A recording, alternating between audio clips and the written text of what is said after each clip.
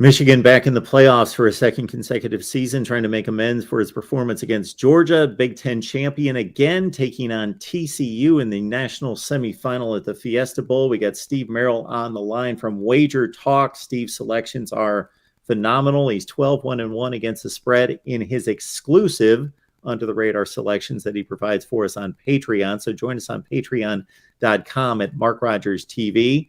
Steve, we've got the ones that matter. We talk incentive, motivation, letdowns, all that during bowl play. But this one, of course, is one of the two major ones. Michigan's a 7.5-point favorite against a TCU team that finally lost in the Big 12 championship game.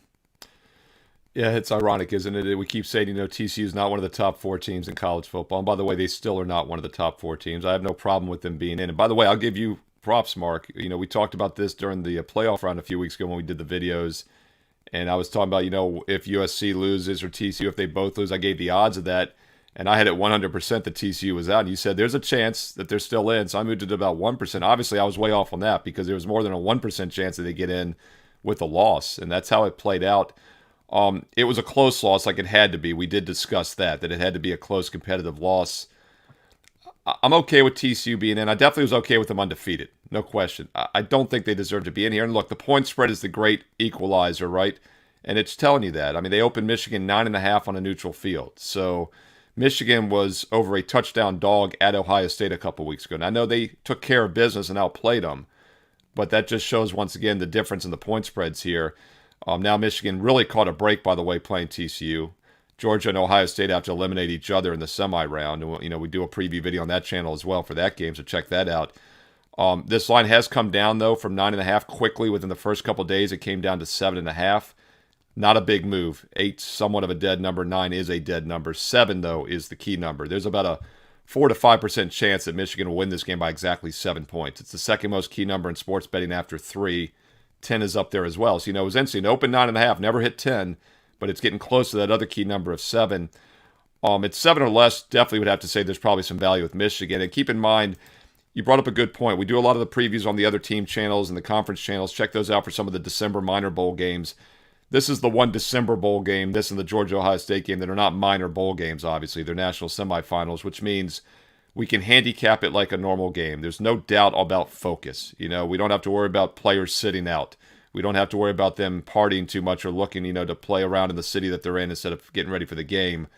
So it's a clean handicap. And Michigan has all the edges in this game. And one thing we see in games like this, and to be honest, the national semifinal games have not been great games over the last decade. There's usually like one that's a real stinker, usually a double-digit blowout.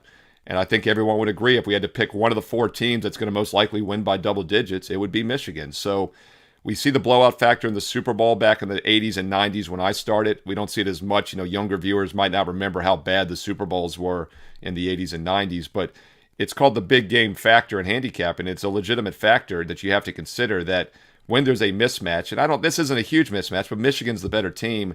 Those teams, all things equal, focus spots normally pull ahead and win by margin. And the other reason it happens is because when a team is trailing, they get desperate. They have to take more chances, and that can snowball into turnovers, pick sixes, etc. So it's hard to play against Michigan in this spot. We'll see if it hits that key number of 7 or less. But the Michigan Wolverines, by the way, were a team, as you know, since September, I was saying, had a good chance of winning it all. I recommended them here on the channel, when they were 20-1 back in September after a few weeks. It was a little bit of a long shot. Let's look at the preseason odds. They were the 11th overall favorite when the season began in August, 50-1. There were over 40 teams ahead of TCU when the season began in August. They were 250-1. So no matter who wins this game, most likely Michigan, we're going to have either a 50-1 or 250-1 long shot playing for the national title. By the way, to put that in perspective, Alabama 2-1, Ohio State 3.5-1, Georgia 5-1, Clemson 11-1. Those are the 4 favorites when the season began. And USC, Oklahoma 22-1, Oklahoma 25-1. Notre Dame 40-1 was one spot ahead of Michigan, but they're no longer playing, of course. So yeah, we have a long shot either way in the national finals when all is said and done.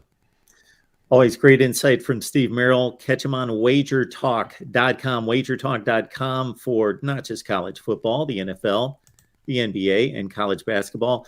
Catch us on Patreon, patreon.com. You get our Discord link. You talk college football all the time with the knuckleheads there. college football discussion nonstop, and Steve's under the radar selections where he's 12-1-1 against the spread. Steve, we appreciate you stopping by as always. Thanks, Mark.